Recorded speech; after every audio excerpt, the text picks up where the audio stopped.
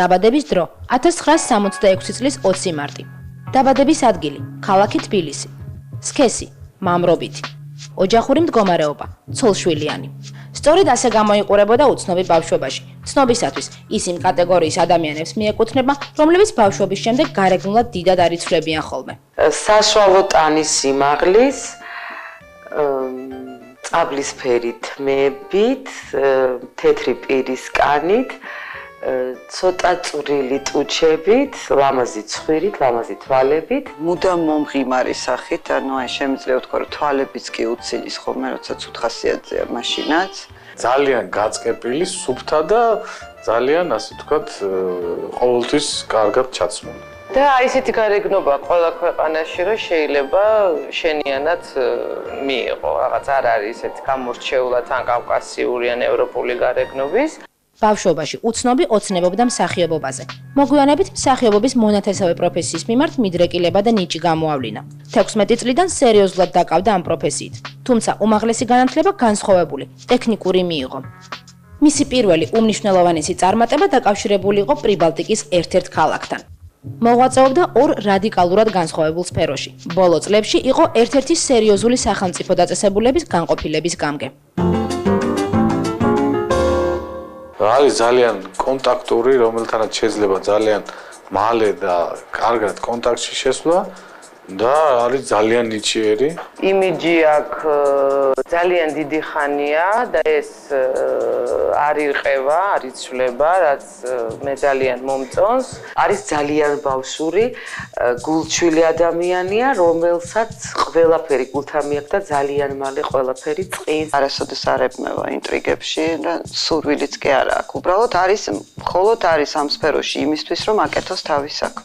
მე ამ პიროვნებას არ დავარქმევდი ძალიან უკაცრავად ესე, მაგრამ ესე ქვია ტუსოვშიკს არ დავარქმევდი. აქაც ის ალბათ არჩევს ადგილებს, სადაც ის უნდა იყოს და სადაც მისი ყოფნა აუცილებელი არ არის. მე ესე მგონია. ის არის ყველასთვის სასურველი სტუმარი ყველა სიტუაციაში. ძალიან ხშირად ძალიან ბევრ რაღაცას კარგავს ხოლმე, ასე ვთქვათ, ეკარგება. ეს არის, ასე ვთქვათ, გულმა ვიწყია. ძალიან ბევრი წუწუნი იცის და ძალიან ბუტია ადამიანია. არის ძალიან ფეთქებადი. ხშირ შემთხვევაში ბრაზდება ძალიან უცებ და იღებს არასწორ გადაწყვეტილებებს. აი ამ გაბრაზებულ გულზე, რისთვისაც თვითონაც იცის ხოლმე იქვე რომ ინანებს, მაგრამ იმ წუთში არ ესმის, როცა ეუბნები. ხანდახან უყვარს წუწუნი.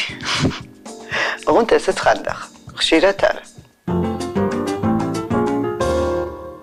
სფერო არის ყვითელი, სადაც ბევრს ჭორაობენ, ბევრს ხმაურობენ.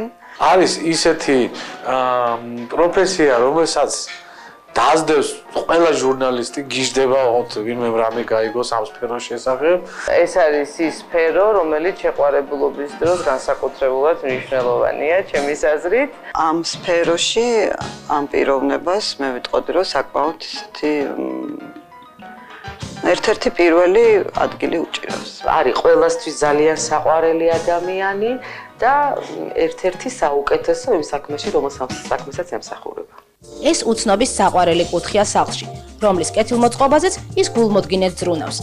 გულმოდგინედ ზრუნავს საკუთარი ხელით გახარებულ ეგრეთ წოდებულ ბარაქის ხეზეც. ეს კი უცნობის ერთ-ერთი განუყრელი მეგობარია სახელად ტობი. ცნობისათვის მის სახლში ბინადრობს ოჯახის კიდევ ერთი ოთხფეხა წევრი, ლაბრადორი. ძალიან პედანტია და უყვარს სიზუსტე. უყვარს კარგი მანქანა, უყვარს კარგი სასმელი, სხვათა შორის არ სვავს ბევრს, სვავს ცოტას, იშვიათად და ამის, ესე ვთქვათ, მიღება უყვარს ხარისხიანი სითხით. აქსესუარები უყვარს და უყვარს, ესე ვთქვათ, მყუდრო სიტუაცია. აქვს ძალიან კაი გემოვნება და შესაბამისად უყვარს ძალიან კარგი ჩაცმა. კიდე ჭორაობა უყვარს ძალიან და მოვიწყდა ეს ძალიან მნიშვნელოვანია ამ პიროვნებაში. უყვარს და გამოზდის და ხშირ შემთხვევაში ძალიან სასაცილოდ და ამიტომ ჩვენ დიდი სიამოვნებით ვისმენთ ხოლმე მისგან ამ ჯორებს. არ უყვარს დიდხანს ყოფნა ხმაურიან ადგილებში და არ უყვარს უნიჭო ადამიანი. და არ უყვარს დაგვიანება, რაც ნამდვილად ვიცი.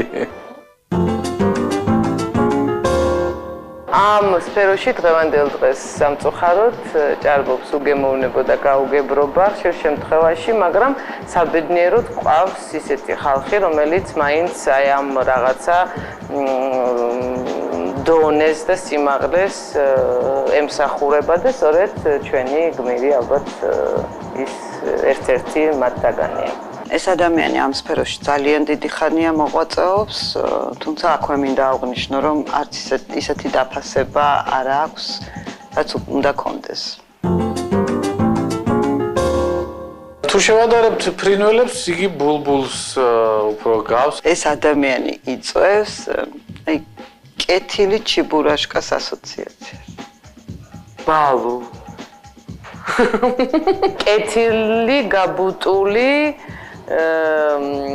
მულტფილმის ძალიან კარგი ლამაზი მულტფილმის ძალიან საყვარელი, მაგრამ გაბუტული გმირი. ვერსიები უცნობის ვინაობის შესახებ შეგიძლიათ მოგვაწოდოთ SMS-ის საშუალებით.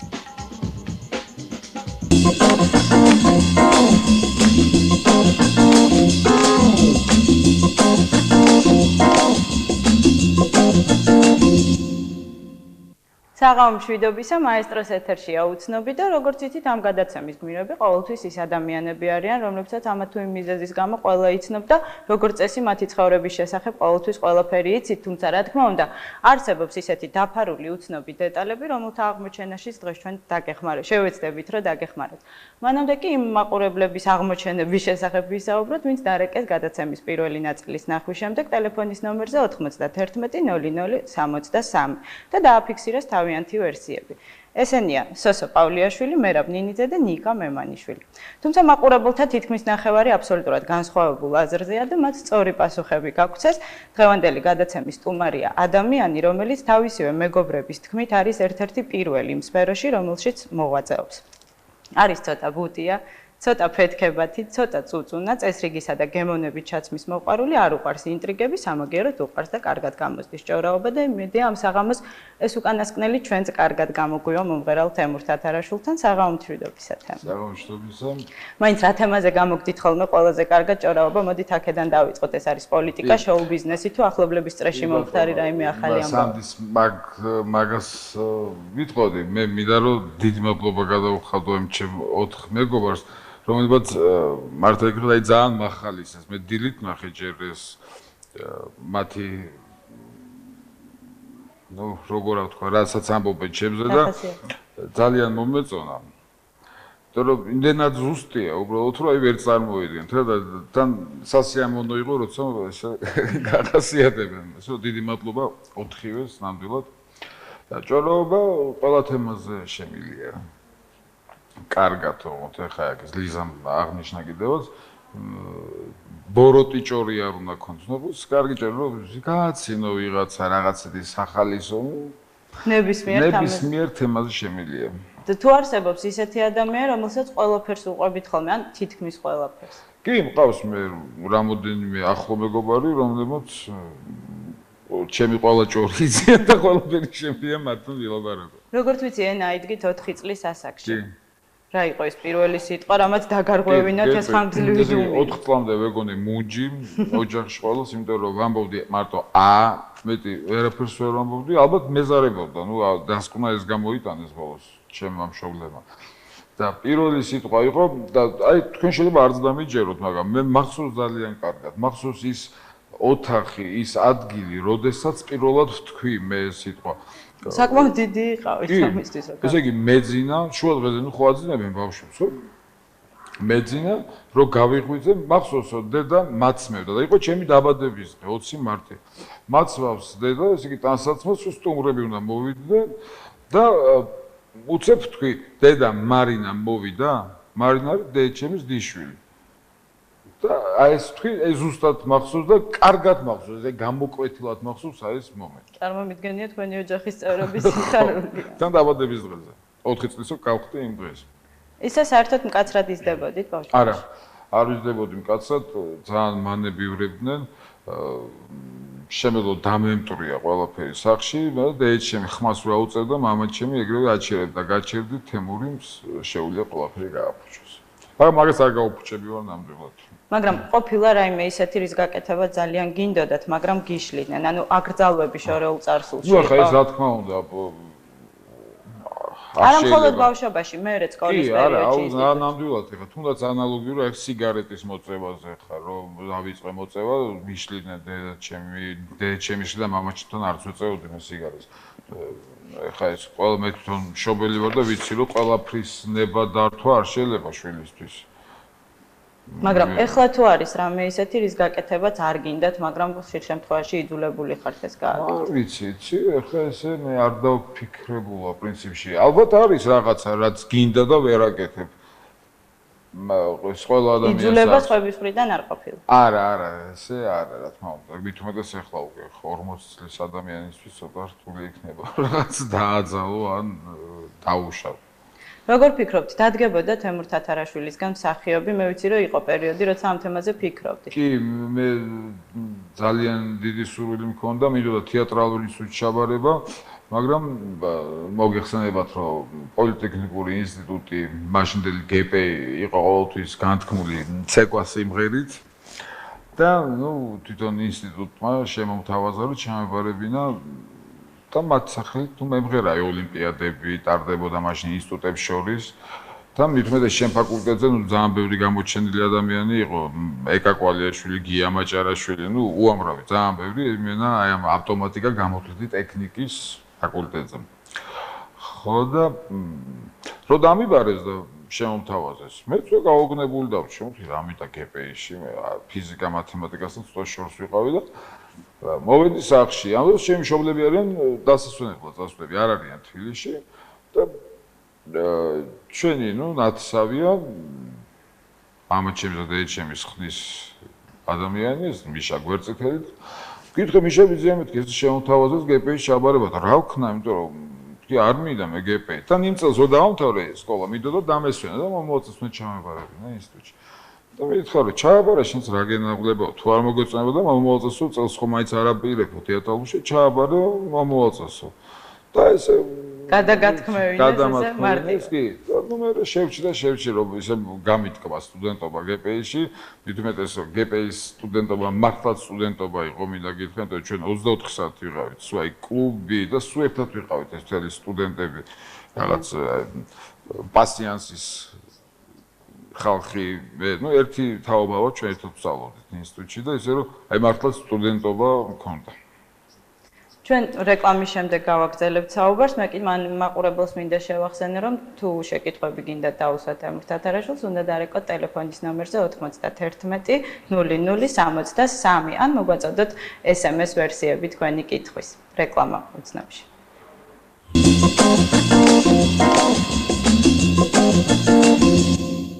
ისევ ეთერშია გადაცემა უცნობი თემურ თათარაშვილთან ერთად. მე შეგახსენებთ, რომ შეგიძლიათ დაგვირეკოთ ტელეფონის ნომერზე 91 00 63. თემურ, ბუტია, წუწუნა და ფეთქებადი. ეს ის 63 უარყოფითი თვისებაა, რომელიც აღმოგიჩინეთ თქვენმა მეგობრებმა. დავიწყოთ პირველით. რაზე იბუტება თემურ თათარაშვილი?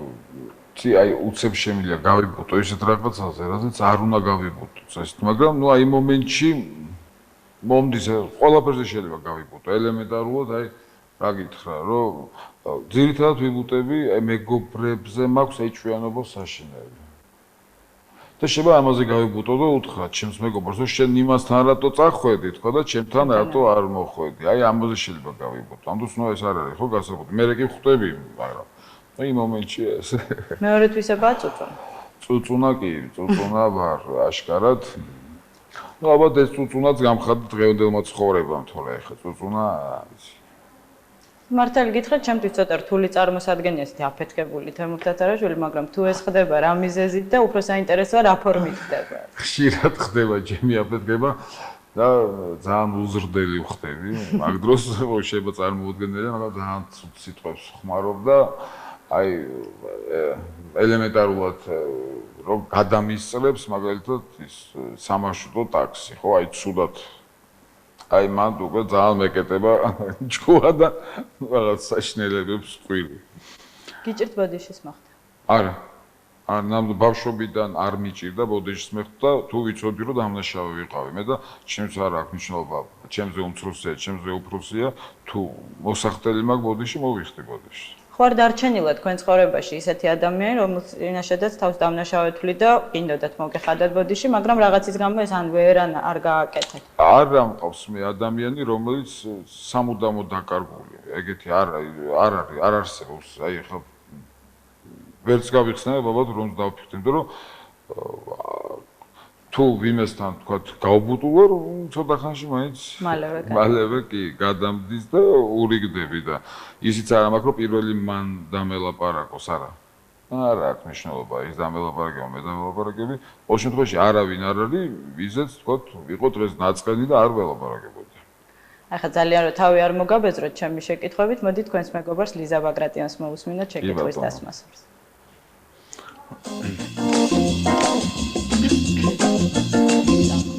მე საერთოდ ვთვლი რომ შენ ძალიან კარგი მოყოლა იცი ამბების და არა ჩვეულებრივი ამბავი შეგემხვდათ ისრაელში შენ ლელას და მამულიჩას და თუ შეიძლება მოგვიყევი ყველას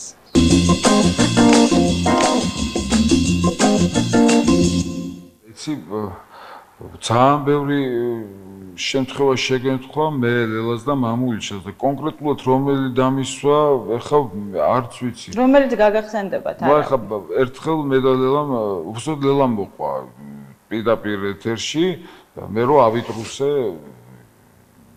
პეწვები ამაზე არ ამგონია რომ ლიზას ეს კითხვა და ესვა და ძალიან კარგი თუ გაგახსენდებათ თუ გამახსენდება მე მაგას მოვყვები და მანამდე რაღაც სხვა ხო? ამბობენ რომ ძალიან უყვარსო წესრიგი, უფრო მეტიც პედანტიაო, ეს ერთნაირად დაალაგებულ ფეხსაცმელებში და ერთი ზომით დაკეცილ მაისურებში გამოიხატება თუ კიდევ რაში ხარ? არა.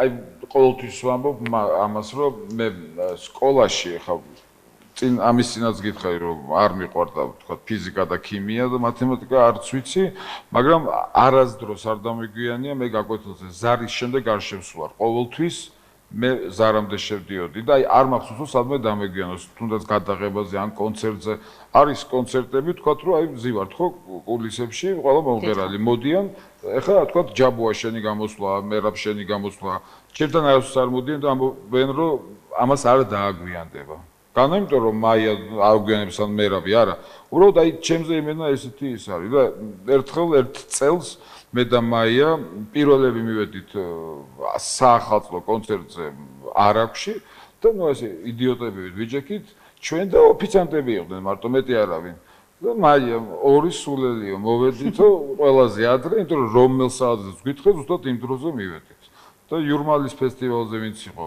მთავარი რედაქტორი ის ამბობდა ხოლმე რომ რო არსებობდეს პრიზი ყველაზე პუნქტუალური მომღერალი მოგცემდით და შენო აუცილებლად დემურ თუ არსებობს რაიმე ისეთი ჩვევა თუ გაქვთ ისეთი აკვიატებული ჩვევა რომელიც დაუშვათ თქვენი ოჯახის წევრებმა კარგად იციან და ცდილობენ რომ ხელი არ შეგიშალონ და არ დაგირღვიონ ეს რაღაცა შეჩვეული იდილია არა მაქვს მე ესეთი ჩვევა რომელზეც თქვათ არ დამირღვევ ჩემი შვილი ან დედა არანაირი აბსოლუტურად უბრალოდ მე თუ თქვათ ჩემ ოთახში ვარ ან კომპიუტერთან ან ტელევიზორთან ვინც არ უნდა დარეკოს, იციან რომ არ უნდა დამიძახონ ტელეფონთან აი. მამა მუშაობს. ხო, არა არის მამა სახში. რა არის ის თვისება, რაშიც ყველაზე ძალიან დაგემსგავსა თქვენი შვილი? სიარული. ბახოთკა ზუსტად ჩემია. ბოდიშის მოხდა არ უჭირს. ძალიან ადვილად შედის კონტაქტში. აი ერთ პატარა მას მოგიყვებით ისტორიას ჩამოვედი ამერიკიდან მარი არის 1 წლის არც კი მე მგონი ახალი ადგმული აქვს ფეხი და ნუ რა თქმა უნდა უამრავი სათამაშოები ჩამოუტანე და ესეთი რა ქვია ვედრო სათამაშოები შეგიძლია პესოჩნიკები მოკლედ აი ესენი ჩამოუტანე და გარეთ ყავს მამაჩემს გაყვანილი სასეირნო ბევრი ბავშვები არიან მარის ასაკის და მივიდა ერთ-ერთი და მომე ეუნება ამან მისცა მეორე მომე მისცა და ხელს დაიხედა ხელში არაფერი აღარ უჭირავს წავიდა ერთს თავისივე სათამაშო მომეცი, იმან არ მისცა. მეორესთან არა, მესამესთან არა და ესე დგას და აბა მე დაიწყო ტირილი. ისეთია რა, აი ბოლოს ამოიღებს და მოგცემს და მაგაში გავს მე.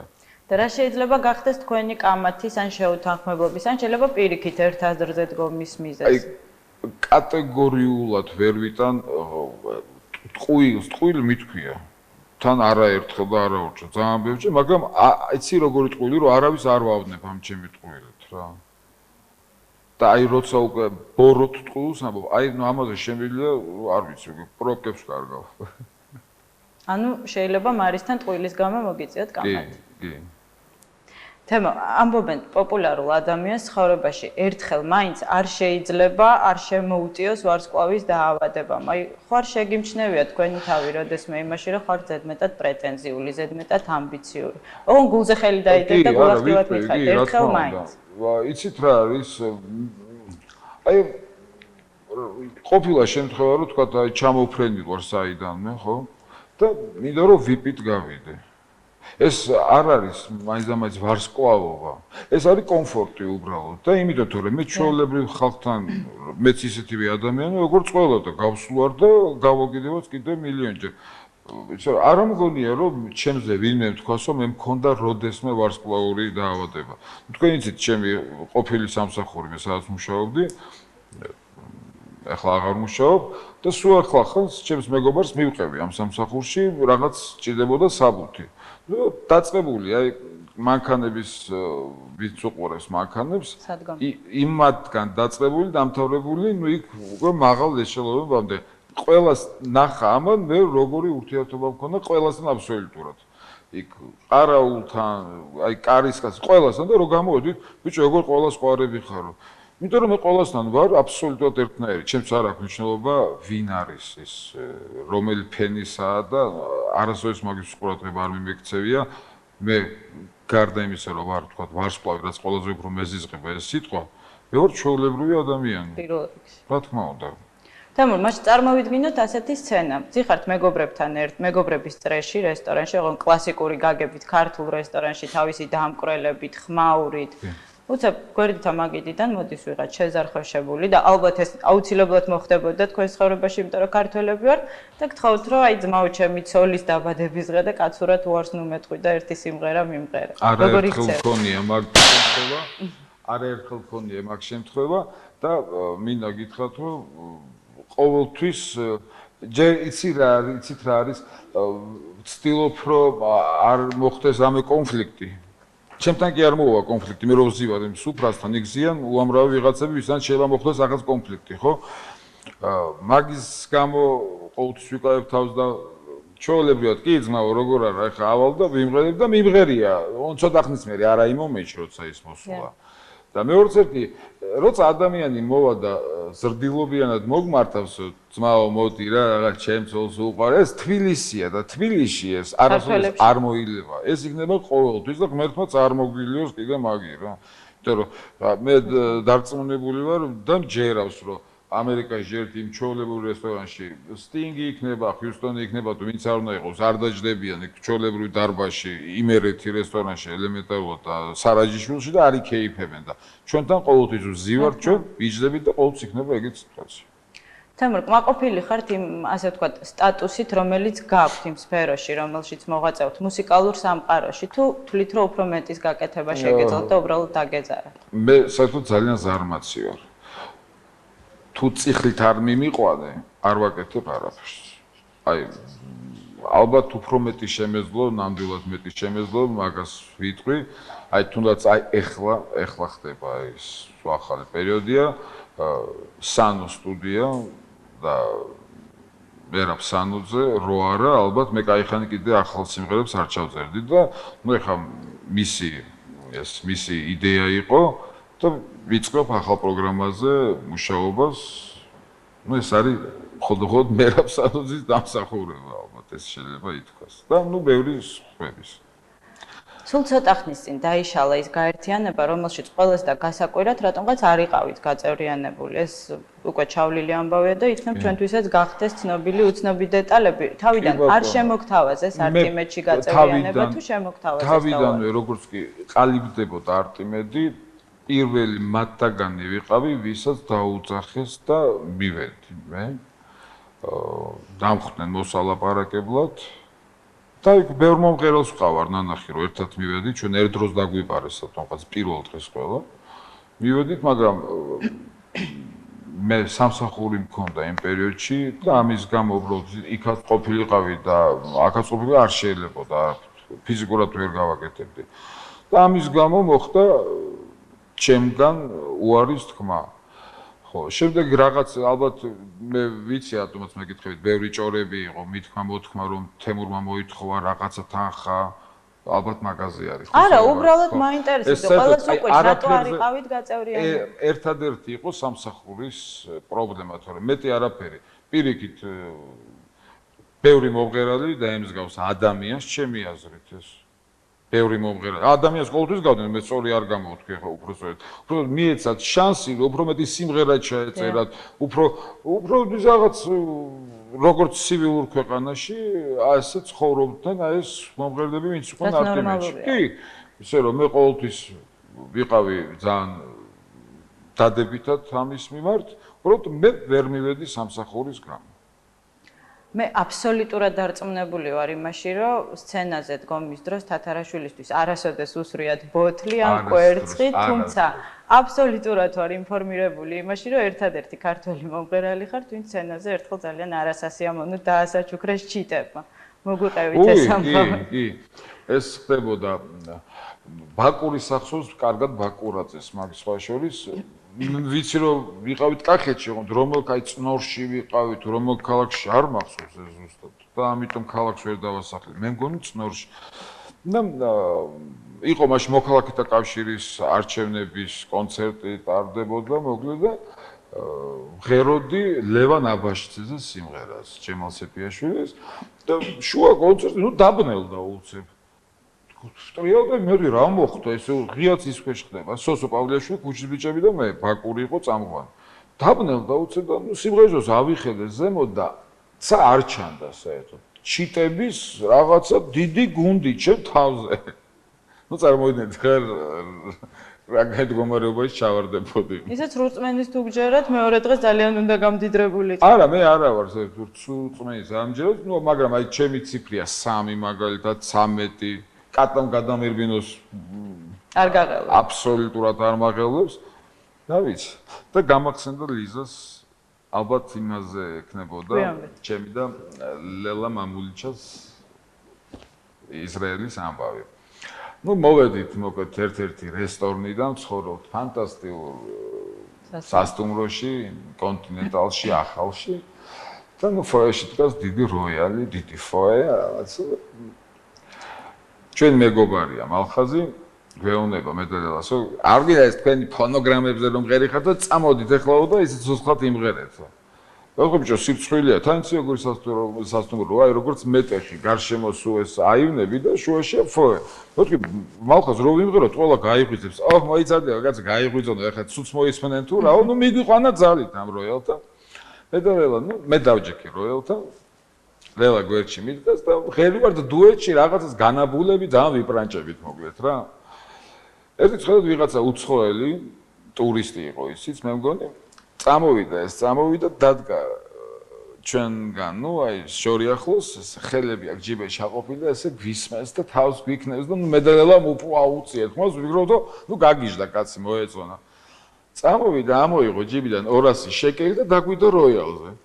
ლენარესიონება ნო მე თავი ჩავყავი როიალში ნუ შემცხო ახლა რა ვარია შაბაშს გაძლევენ ვიღაცა ნუ გონია რომ ღერი ვართ ამ რესტორნის ფოეში ხო და ამ კაცმა ძალიან სახელი დაგვინა რა და კაია წავიდა და აი რომ მოცილდა უკვე იქავრობას ნუ მედალზე ვართ დაახლოებით თქვენი პიჯაკის ფერები ორივე და მოვტრიალდი და ხედავთ რომ მამულიჩა და მალხაზი ძირს გორაობენ და მე მივხვდით რომ მალხაზმა მისცა ფული იმასო წადიო რა ეს ამღერეო 200 შეკელია რაღაც $20 თუ რაღაცა ესე მოგდა წადი რა ამღერეო და დაუდეო ფულიო რა მითუმ ნუ გაგვაშაღირეს რა აი ეს იყო ალბათ რაც ისას უნდა რომ მომეყოლა აი ფულზე გამახსენდა თქვენ სამსახური ახსენეთ და აი მაინტერესებს გაგიჭირდათ თქვენს მეორე საქმიანობასთან მებაჟეობასთან განშორება ნუ გამიჭირდა განშორება ახლა მე სიმღერასთან უფრო გამიჭირდება განშორება ვიდრე მებაჟეობასთან ის თქვენი პროფესია არ ყოფილა.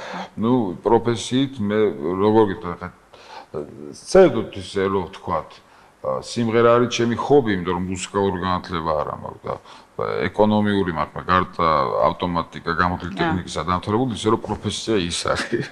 ისე სულ მაინტერესებდა რა საკეთებდით საბაჟოდ, აი დილით გებოდით, იცვამდით, მიდიოდით საბაჟოზე, ჩდებოდით მაგიდასთან, მერე რა ხდება?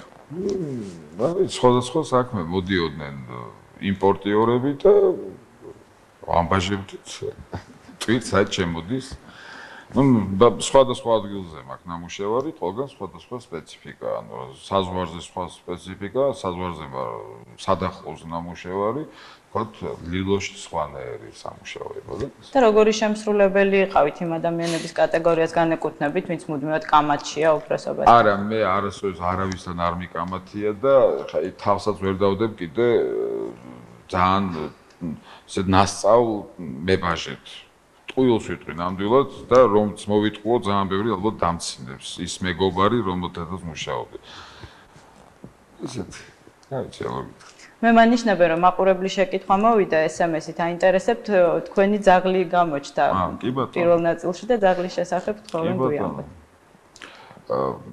ეს რომელი ძაღლიც გამოჩნდა ეგ არის ირლანდიური სეტერი ტობი 5 წლის არის აი სასწაულად ჭკვიანი უბრალოდ სახში ხა დეიჩემის სხვა სიგარეტს ეწევა ვანიკოს სხვა სიგარეტს მე სხვა სიგარეტს ყველა ვეწევით ყველა სხვადასხვა სიგარეტს და რო ვეტყვით რომ აი ტობი წადი ვანიკოს სიგარეტი მოიტანე მიდის და მოაქვს ვანიკოს სიგარეტი რომელსაც ეწევა ვანიკო წადი მომიტანე თქვათ აი თემურის ფეხსაცმელი წავა და იცის აი ადამიანია რა მეორე მყავს ლაბრადორი თეთრი ლაბრადორი ეს ორივე სახლში ყავთ სხვადასხვა სახლებში არიან ერთი არის სადაც დედა ცხოვრობს მეორე სადაც მარის სპეციალურად ჩამოუყვანა ეზაღდი რომ ყავდეს გვერდში დაცვა კარგი მეგობარი კი ზუსტად გუშინ უცებ შუქი ჩაქრა და მე არა ვარ სახში და ურეკავ მარის მამა მეთქი შუქი ჩაქრა მეთქიშთან კიო და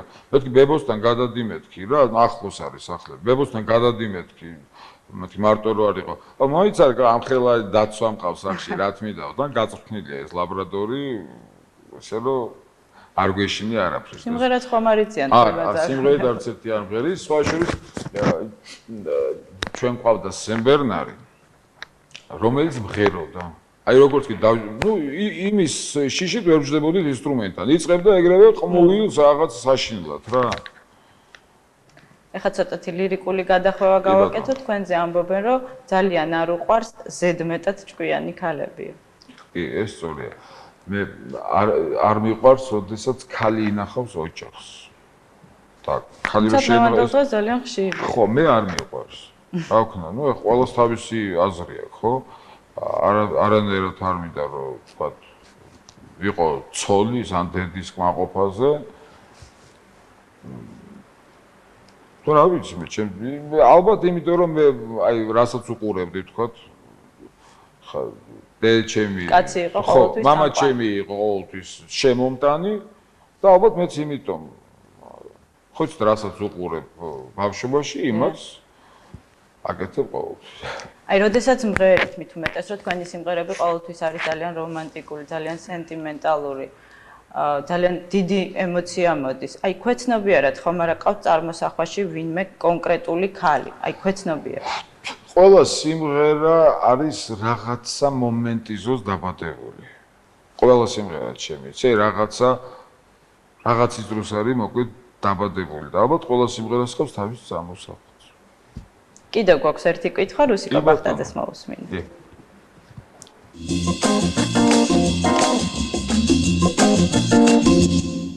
ხო, გაიხსენო მუხამბაზის ჩაწერის პროცესი. როგორ ჩაიწერა მუხამბა? გაიხსენებ, საერთოდ მე სტუდიაში ხვისთანაც ნამუშევარი ვარ, ყველა მიცის, რომ ძალიან სწრაფად წერ სიმღერას. არ მჭირდება 2 დღე და 5 დღე და არც 5 საათი. ეს არის ერთადერთი სიმღერა, რომელზეც გავწამდი ნამდვილად. თლიანი სიმღერა დავამთავრე და აი მომენტი რო არის თუ გახსოვთ. ნა ეს აი ნუ მაგაზე ნუ გავგიჟდა ესე შვებოდი ნა ვერაფრით ვერ ვღეროდი და სკოპიდან სააპარატოდან მიჩვენებს ხელები და მე ამის ხელებს ყვებოდი თურმე ესე თავით რა ესე რო შვებოდა და ნუ იცინოდა უკვე ვეღარ ძალა ხო რო იცინდა ძალა რო გერთევა აი ესე დღეში იყო თვითონაც და მე ნერვები ბავშვი რომ ვერ ვღერივარ თქო მარიკამ ღერის ბავშვი ხელიც ამეებს და მე როგორ ვერ უნდა ვიმღერო ძალიან გავწევდი. აი რა შეიძლება ხოლმე აი ამ შემთხვევაში რა შეიძლება იყოს მიზეზი? ნუ რა შეიძლება იყოს მიზეზი და აი მე რომ მეკითხებიან ხოლმე თქო ბავშვებზე ხო აი ჩვენ მომღერლებზე ჯამბურია, მარიკა, თუ აი ყველა სხვა ინტერესებს რა აზრის ვარ ხო? ოცამ რომ მარიკა არის ტექნიკურად მღერის ფანტასტიკურად რა. აი ზუსტად მაგი მარიკას რო გამოზის მე ცხოვრებაში ვერ გამომივა უბრალოდ. აი გარი რაღაც ტექნიკა აქვს ისეთი რომ ღერის. მაგია მიზეზი მეტი მე არ მაქვს უბრალოდ. მომანიშნება რომ ჩვენ მაყურებელი ყავს ხაზზე საღამო მშვიდობისა გისმენ. გამარჯობა. მოგესალმებით, ძალიან მიყვარხართ თემური. ერთი ასეთი შეკითხვა მაქვს. აი მაგალითად, ბევრჯერ მომისმენია მომღერლებისგან რომ რო გახდე კარგი მომღერალი, ამისთვის აუცილებელია ნიჭი. და მე ვფიქრობ, რომ მარტო ნიჭი არა, ამისთვის ფინანსებია საჭირო და თქვენ როგორ ფიქრობთ? მადლობა შეკითხვისთვის, ნახვამდის. ფინანსები არის საჭირო მაშინ, როცა გაქვს ნიჭი. ჩემი აზრით, თუ გინდა რომ გახდე მომღერალი, თორე თუ არ გინდა რომ იყო მომღერალი და იყო ბუტაფორია, მაშინ ფინანსებით გააკეთებ დღეს ყველაფერს. თუ ნიჭი არ გაქვს, ფინანსები საკმარისია? საკმარისია აბსოლუტურად დღეს. ჩემ დროს, როცა მე დავიწყე სიმღერა და როცა ვთქვათ, სიტყვაზე ეკაკვალიაშვილმა მაია ჯაბოვამ დავიწყე სიმღერა, მაშინ ფინანსები არ იყო საჭირო. მაშინ თუ იყავი ნიჭიერი, ღეროდი. და ჩვენ საიდან წამოვედით, ხო? თანდათან ეს მიემატა ყოველი დღეს და აქედან გავხსნით პოპულარულები. და ჩვენ დროს მართლა არ იყო ეს ბიზაშვილ მამიდაშვილობა და ფულებით იმებით გაკეთება და დღეს სამწუხაროდ მარტო ფინანსი წვეტავს, მაგრამ ვაირო მე არაფერი არ იქნები რაღაცა დროში პოპულარული, მე იმ ფინანსსაც კარგავ და იმ პოპულარობასაც კარგავ. ესეა. ჩემი შვილი ხა, ჩემ შვილზე მეტად ვინ მიყვარს ქვეყანაზე, ხო? უნდა და სასწაულად სიმღერა. აი, ნუ გიждდებოდა ისე უნდა და. მაგრამ მე კატეგორიულად არ ვამყარე, იმიტომ რომ მე ვიცოდი, ეს ვერ გახდებოდა. ნუკრი კაპანაძე, თქვა, მაია ჯაბო, ეკაკვალიაშვილი, მე ვიცოდი ეს. და ამიტომაც არ ვამყარე. თუ არ იქნები პირველი ჯობია არის. აბარა, რა თქმა უნდა, თორე ხა ასე მე მყავს იმდენი მეგობრები, რომ მეთხოვა ყოველდღე დაატრიალებდნენ თითო ტელევიზიაში, თითო ჯერ ჩემ შოუს და დღეს იქნებოდა ისეთივე ვარსკვლავი, როგორც ძალიან ბევრი, მაგრამ მე არ გავაკეთე მაგ. იმიტომ რომ ვიცოდი, რომ ის არ იქნებოდა მომღერალი. SMS-ით მოვიდა ასეთი შეკითხვა, მარიკა თხელიძე ახსენეთო და თუ შეიძლება გვიანბეთ რას აკეთებდით თქვენ და მარიკა ამერიკაში სუპერმარკეტში. ოი, ესე იგი არის ძალიან ისეთი ისტორია. ნუ მოგეთ დავთვერი ძალიან, მაგრამ და გადავწყვიტეთ წავიდეთ მაღაზიებში. წავედით, მარტო მარიკა არის და მე არ ვიყავით, იქ იყო მარიკას მამი და კახუჩელა, ნეკასების სკვერაზე, მარიკა და მე. შევედი და იმდენად გათშული ვიყავი მე რომ დავიხეთ დიდი კალიასკები რო არის და აი რაც კი მხვდება ხელში ყველაფერს ვხრი აი ამ კალიასკებში ყველაფერს ვყიდულობ ხოლმე რა ყველაფერს და მარიკა ხომ მომდევს უკან და როგორც გავიხედები იღებს ამიდან რაღაცებს და ყრის აბრუნებს უკან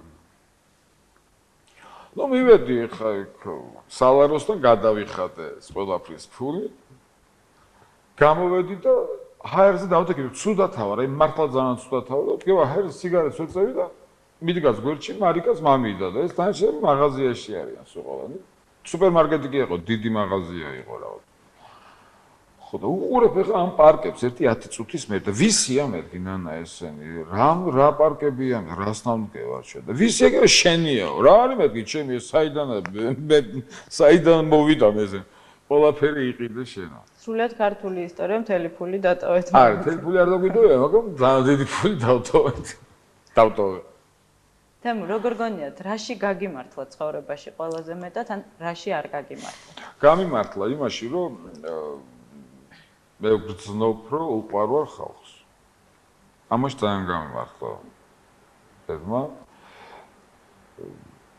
არასოდეს არ ვიტყვი იმას რომ პოპულარობა მაწუხებს პოპულარობა ცუდი ეს არის არაჩვეულებრივი გრძნობა როცა ხალხს უყვარ ხართან ელემენტარულად რომ ძალიან ხშირად ყოფილა რომ ტაქსის მძღოლს ფული არ გამოურთმევია რაღაც მაღაზიაში შესვლა ну რაღაც ელემენტარულები ძალიან ბევრი რაღაცა რომ მithumedes რომ აღარ არის ეს ელემენტარული რა ეს არის უბრალოდ ძალიან კარგი რა ხა მეტი რაში უნდა გაემართლები ნახმად გამართლებას მე არ ვთვლი რომ მარტო ბევრი ფულები გქონდეს და ბევრი სახლები გქონდეს